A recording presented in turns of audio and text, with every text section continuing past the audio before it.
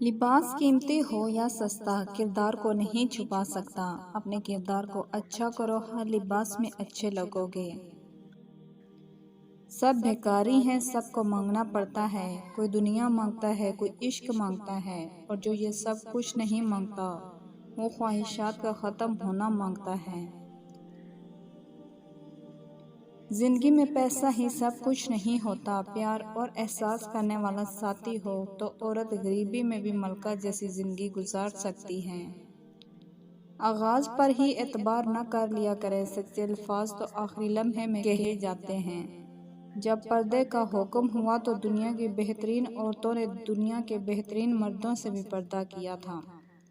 دن کے اجالے میں عورت کو گالیاں دینے والا مرد رات کے اندھیرے میں جسم کی بھوک میں اسی عورت کے پاؤں بھی چوم لیتا ہے۔ شادی ناکام کسی بھی وجہ سے ہو، کامیاب اکثر عورت کی وجہ سے ہوتی ہے۔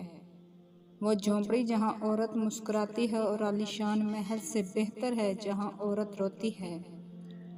وجہ بنا کر ایک دوسرے کو چھوڑنے کے بجائے وجہ بتا کر رشتہ بچا لینا بہتر ہے۔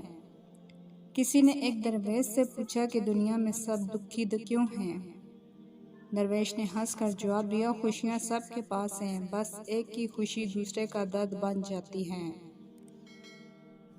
جس عورت پر فحاشی کا الزام ہو اس کو قید سے مار ڈالنے کا حکم، اور تمہاری عورتوں میں سے جو کوئی بدکاری کرے ان پر اپنوں میں سے 4 مرد گواہ لاؤ، پھر اگر وہ گواہی دیں تو ان عورتوں کو ان گھروں میں بند کر دو یہاں تک کہ انہیں موت آ جائے یا اللہ ان کے لیے کوئی راستہ نکال دے۔